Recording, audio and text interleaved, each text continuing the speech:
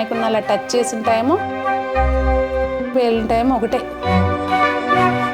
ధడాల sound వచ్చింది. ఇంతే చేతులు.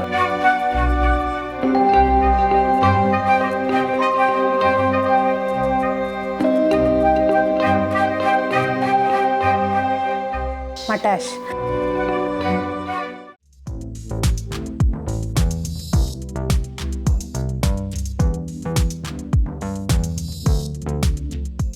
పెద్దలందరికీ నమస్తే, పిల్లలందరికీ హాయ్. ఎలా ఉన్నారండి? అందరూ బాగున్నారా?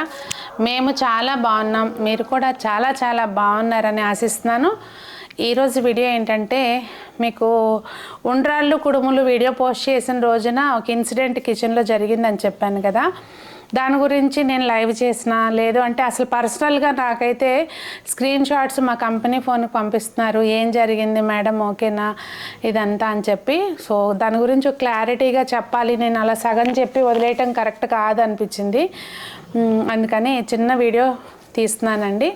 లైఫ్లో ఏది జరిగినా కూడా దాని నుంచి మనం ఒక మెసేజ్ అనేది నేర్చుకోవాలి, లేదంటే దాని నుంచి ఒక పాజిటివ్గా దాని గురించి ఆలోచించాలి అనేది మనం పెద్దవాళ్ళ నుంచి నేర్చుకున్నది. ఈ విషయంలో ఎలా దాన్ని తీసుకోవాలి అనేది కూడా నేను చెప్తాను మీకు. ముందైతే ఏం జరిగిందంటే, ఆ రోజు కుడుములు ఉండ్రాళ్ళు రెసిపీ షూట్ అంతా అయిపోయిందండి. 2 కుక్కర్స్లో 2 పెట్టేశాను. ఉండ్రాళ్ళు కుడుములు విడివిడిగా చేసేసాను. అన్నీ చక్కగా పక్కన పెట్టేశాను. చక్కగా కంచు పళ్ళెంలోకి తీసి పెట్టాను అన్నీ కూడా. ఉండ్రాళ్ళు ఒకటి ఇంక ఇందులోకి సర్దాలి. ఈ లోపల సంజనాకి ఆ రోజు ఎందుకో నాకు ఫుడ్ బయట తినాలనిపించింది. అమ్మ బయటకు వెళ్ళి తిందామా ఫుడ్ అంటే, అమ్మ వద్దులే, నాకు అసలు డ్రైవ్ చేసుకుని వచ్చేసరికి ట్రాఫిక్లో అస్సలు ఓపిక లేదు, కుక్కర్ పెట్టేసే అమ్మ, ఏదో ఒకటి వేసుకు తిందాంలే అంది. అందుకని చెప్పి అంత లేట్గా ఆ రోజు నేను లైవ్ చేసి వచ్చి ఇంట్లో ఇల్లంతా సర్దుకుని రెసిపీ షూట్ చేసుకుని కుక్కర్ పెట్టేసరికి నేను 8 ఆ టైంలో 8 గంటలకి 8 గంటల మధ్య 8:15 మధ్యలో నేను కుక్కర్ పెట్టాను. పెట్టిన తర్వాత ఏంటంటే ఎండ్ పార్ట్ చెప్పేద్దామని చెప్పి ప్లేట్లో కూడా తీసుకుంటే రీసెంట్గా మా నాళ్ళు ఎవరో కామెంట్ పెట్టారు. ఏమని, నేను ఇట్లాగే వీడియోస్ చేసేటప్పుడు దేనిలోనో కుక్కర్ విజిల్ వస్తుంటే మధ్య మధ్యలో ఆపి వెనక్కి తిరిగి ఆపి మాట్లాడుతూ పెడితే, మీరు అలా చేయకండి, సేఫ్ కాదు అని చెప్పి పెట్టారు. అదొకటి దృష్టిలోకి వచ్చింది. రెండోది ఏంటంటే, నాకు మా హెల్పర్కి కూడా ఈ మధ్య ఫీవర్లు వస్తున్నాయి కదండి, ఆ ఫీవర్ వచ్చి తగ్గింది. నీళ్ళల్లో ఎక్కువసేపు ఉంటుంటే పాదాలు వాస్తున్నాయి అనమాట.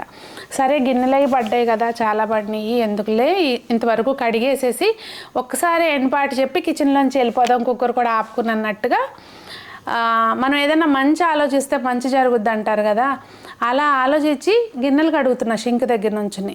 అదే నేను ఎండ్ పార్ట్ చెప్తా అక్కడే నుంచుని ఉంటే కనుక, ట్రైపాడ్ పెట్టుంది ఇక్కడ,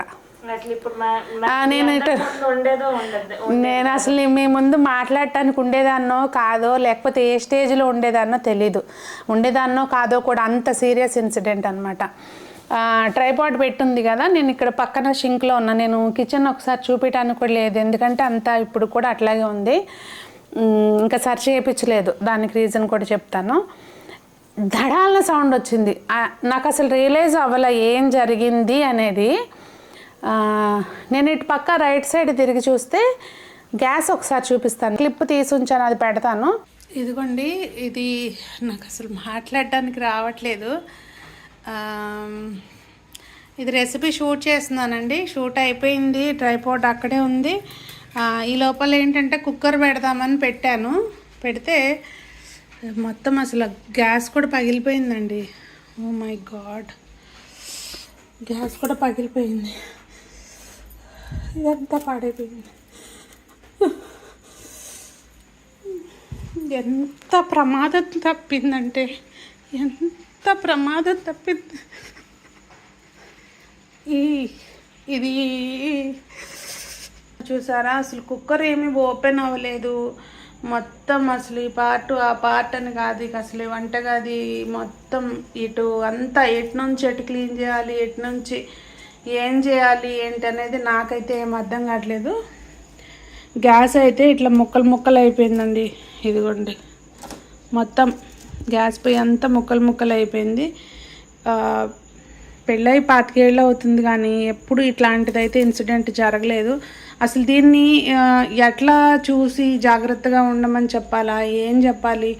నేను పక్క నుంచి సర్దుకుంటా వస్తున్నా. ఎంత ప్రమాదం తప్పిందో, ప్రతిదాన్ని పాజిటివ్గా తీసుకోవాలి అన్న వేలోనే ఇప్పుడు కూడా నేను చూస్తున్నాను. అలా గ్యాస్ చూస్తుంటే మీకు నాకేమనిపించిందంటే, ఇక్కడ నుంచి చూస్తే పక్క నుంచి గంజిపడి వేడి మీద డ్రై అయిపోద్ది కదండి, అట్లా తెల్లగా కనిపిస్తుంది. నేను ఏంటి ఇంతలోనే అంత అయిందా అనుకుని, అంత వేడి కూడా ఎక్కలేదు కదా పొయ్యి అనుకున్నాను.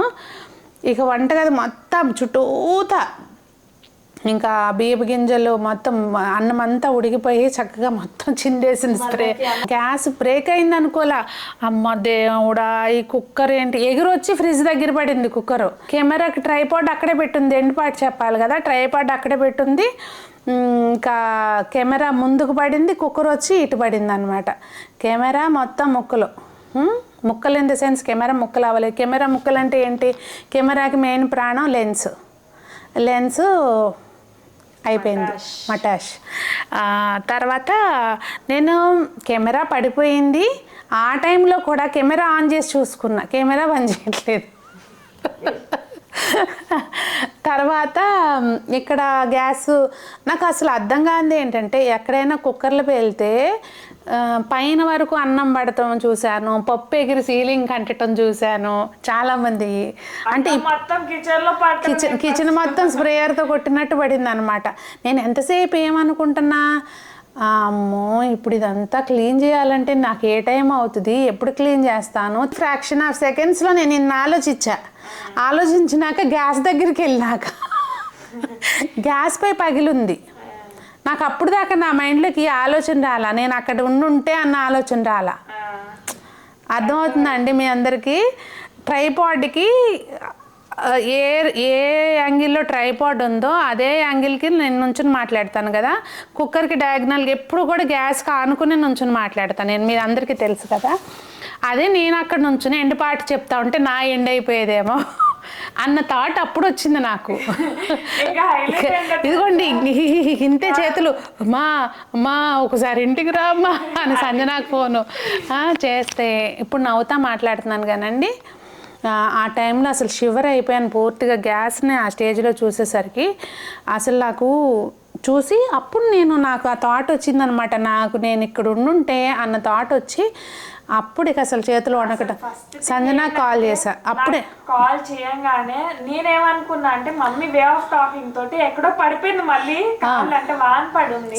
సంజన ఏమనుకుందంటే, యూజువల్గా మేము బయట నుంచి రాగానే వీటికి ఫుడ్ పెట్టేసేస్తాం ముందు, అంటే వాటికి ఫుడ్ పెట్టే టైం 8కి వాటికి ఫుడ్ పెట్టేస్తాం అనమాట.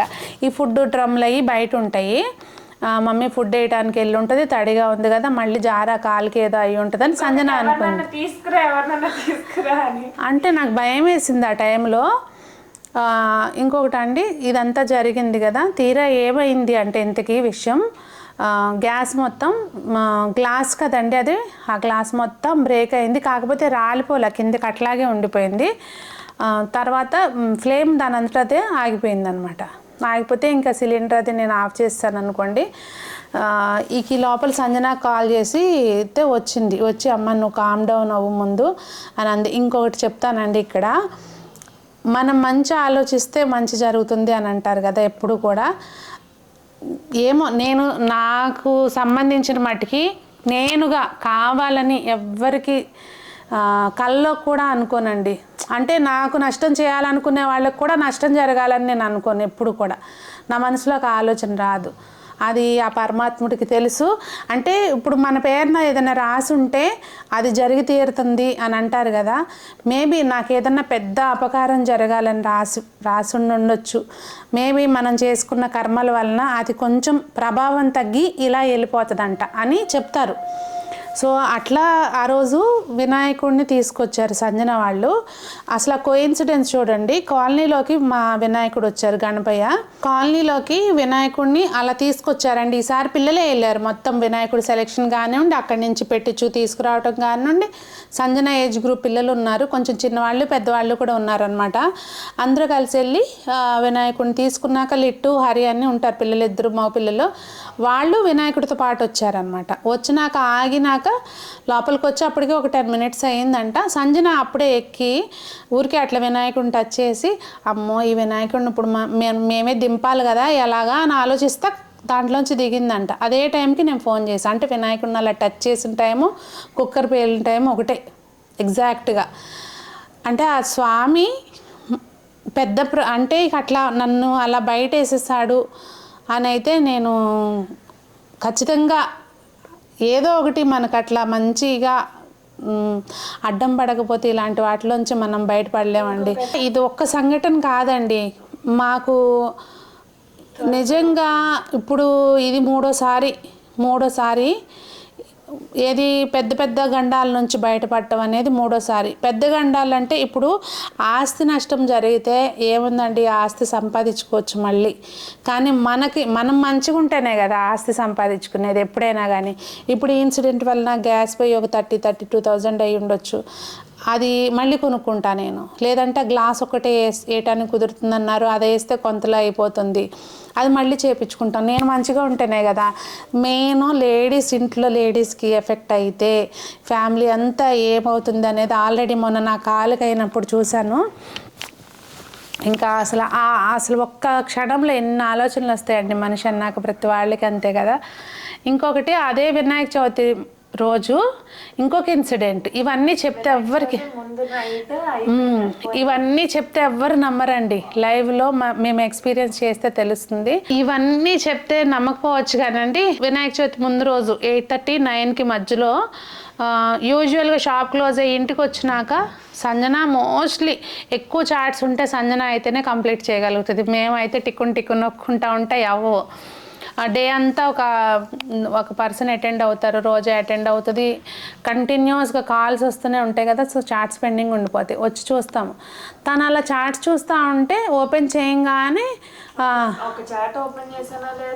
ఇంకా ఈ అకౌంట్ పని చేయట్లేదు అని చెప్పి క్లోజ్ అయిపోయిందని వస్తుందని, మీకు రివ్యూకి ఆప్షన్ పెట్టుకోమని వచ్చింది. అకౌంట్ పని చేయకపోతే, వాట్సాప్ పని చేయకపోతే అసలు మొత్తం అంటే ఒక రకంగా ఎట్లా అంటే లాస్ ఇన్ ద సెన్స్ బోల్డంతమంది కాంటాక్ట్స్ మా దగ్గర సేవ్ చేసి ఉండవు. కాకపోతే చాట్స్ ఇప్పుడు కంప్లైంట్ వచ్చినా ఏదొచ్చినా దాని సొల్యూషన్ ఎట్లా, ఎంతమంది పేమెంట్లు పడి ఉంటాయి, మళ్ళీ వాళ్ళు ఎంతమంది మమ్మల్ని కాంటాక్ట్ చేయాలంటే ఇంకొక ఆప్షన్ ఉండదు కదా. కాల్ చేస్తే ఎంతమంది ఎలా అని మేము దాన్ని రివ్యూ చేయగలుగుతాము. అసలు ఈ ఒక్క ఆలోచన కాదు, మొత్తం బ్లాంక్ అయిపోతుంది ఒకసారి. సర్లే అని చెప్పి రివ్యూకి పెట్టిందంటే సంజన, పెడితే ఇంకా కరెక్ట్గా పూజ అయ్యిందండి. నైట్ వినాయక చవితి రోజున పూజ అయ్యింది. మళ్ళీ యాజ్ ఇట్ ఈజ్గా వాట్సాప్ పూజ అయ్యి ఇంటికి వచ్చాము, మండపం నుంచి ఇంటికి వచ్చాము. యాజ్ ఇట్ ఈజ్గా మొత్తం ఒక్క చాట్ పోకోకుండా వాట్సాప్ బిజినెస్ అకౌంట్ మొత్తం వచ్చింది.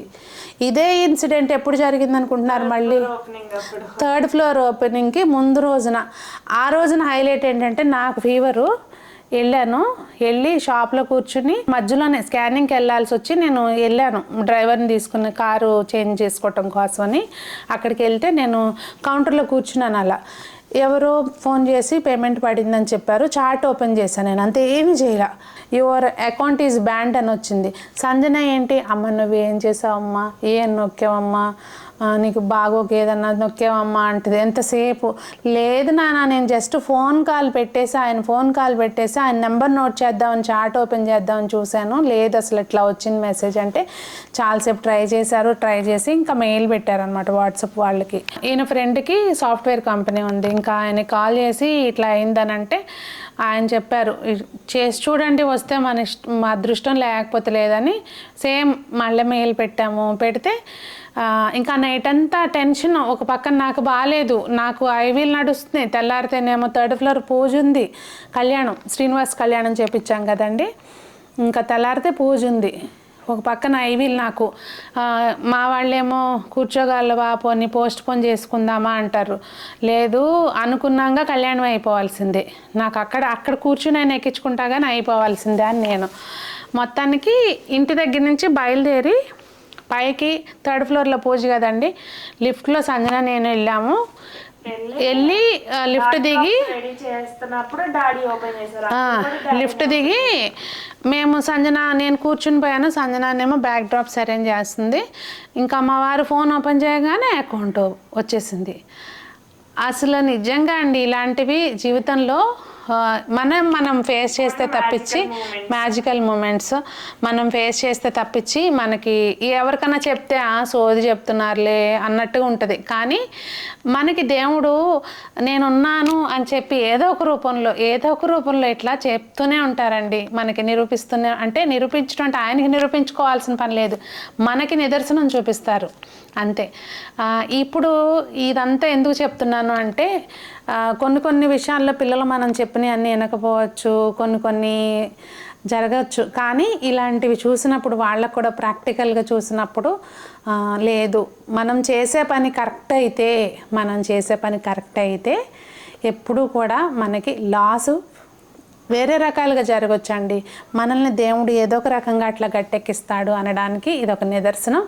దీని నుంచి నేనేం నేర్చుకున్నాను అని అంటే ప్రతిదీ లైఫ్లో చాలా జరుగుతాయండి, అన్నీ మనకు నచ్చినట్టే జరుగుతాయి. ఎందుకంటే జీవితం ఇంకా నొప్పేంటో తెలిస్తేనే హాయిని ఎంజాయ్ చేయగలుగుతాం. ఇందులో లాభ నష్టాలు బేరీజ్ వేసుకోకుండా నాకేమనిపించిందంటే ఏమో లైఫ్లో ఏదో పెద్ద నష్టం జరగబోయి దేవుడు నన్ను ఇట్లా సునీత నువ్వు ఇట్లా చూసుకో అని ఒళ్ళు దగ్గర పెట్టుకో, కొంచెం జాగ్రత్తగా ఉండు అని చెప్పినట్టుగా అనిపించింది.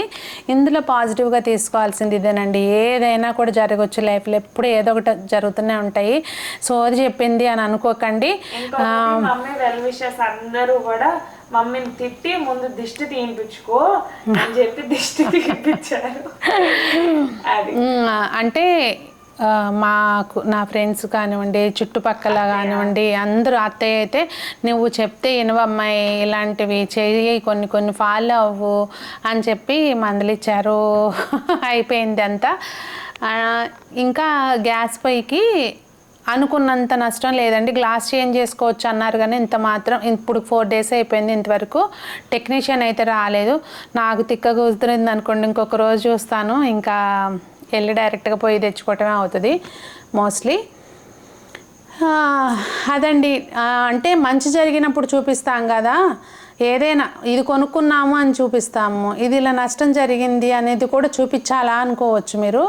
చూపించడానికి రీజన్ వేరే కాదండి, జస్ట్ కంగారు నేనేంటో ఆ టైంలో నాకు అసలు రియలైజ్ అవ్వలేదు నేను ఏం చెప్తున్నాను అనేది. ఆ వీడియో కంప్లీట్ చేసేసి తెల్లారి పోస్ట్ చేయాలి అంటే ఒక పని చేసేటప్పుడు మనం ఇంత ఆలోచించాం కదా, అనాలోచితంగా ఆ క్లిప్ రికార్డ్ అయింది. ఇది కావాలని చేసింది కాదు.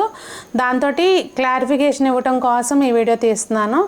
ఎప్పుడైనా మనం చేసే పని చాలా మంది అసలు ఆ వీడియో కింద కూడా మమ్మీ ఎక్స్ప్రెషన్ చూసి ఏమైంది సునీత గారు అది సరే లైవ్లో అడుగుతున్నారు, పర్సనల్గా కామెంట్స్ చేస్తున్నారు. ఈ బట్ల వద్దని చెప్పి చిన్న క్లారిఫికేషన్ అండి.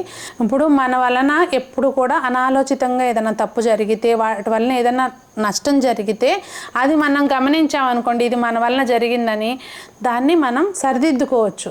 అంతేగాని కావాలని మనం ఎదుటి వాళ్ళని ఎప్పుడు నష్టపరచకుండా ఉంటే మనకు కూడా ఎప్పుడు మంచి జరుగుతుందండి. అది మా పెద్దవాళ్ళు నేర్పించారు మాకు. అటు పుట్టింట్లోనూ అదే నేర్చుకున్నాను, ఇక్కడికి వచ్చినాక కూడా అదే నేర్చుకున్నాను, అత్తగారింట్లో కూడా మా పిల్లలకు కూడా అదే నేర్పిస్తున్నాను, అదే నేర్చుకున్నారు కూడా వాళ్ళు. మరి ఈ రోజుకైతే వీడియో ఇదేనండి. ఇంకా మీదట వంటగదిలో మీరు చెప్పినట్టు గ్యాస్ వెలిగేటప్పుడు బ్యాక్ సైడ్ గ్యాస్ అట్లా ఏం లేదు, అది ముందు నుంచి మనకేం లేదు రోబో కుక్ అలా ఏం కాదు. గ్యాస్ పొయ్యిల మీదే వంట చేస్తాము, అది వాడుకుందాం కన్వీనియంట్ కోసం, వాడొద్దని కాదు.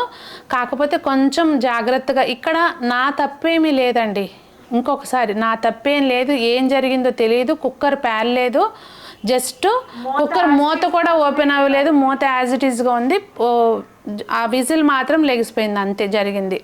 నా తప్పేమి లేదు. కానీ ఏం జరిగిందో కూడా దాన్ని అసలు ఎస్టిమేట్ చేయలేక వదిలేసాము, అంత ఇక ఆలోచించొద్దని దాన్ని డిలీట్ పేజ్ అనమాట అంతే. ఎందుకంటే దాన్ని మైండ్లో పెట్టుకుంటే తెల్లారి లెగిస్తే మన గ్యాస్ పొయ్యి దగ్గరికి వెళ్ళకుండా జరగదు, కుక్కర్ లేకుండా జరగదు. ఓకే అంతే కదా. సో అవన్నీ జరుగుతాయి. ఇప్పుడు బస్సులకి యాక్సిడెంట్లు అవుతున్నాయని ఎక్కటం మానేస్తున్నామా, అది సేమ్ అంతే.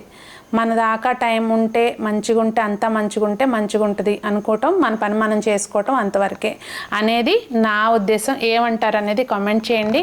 అందరూ బాగుండాలి, అందులో మనం ఉండాలని మనస్ఫూర్తిగా కోరుకుంటూ మీ సునీత.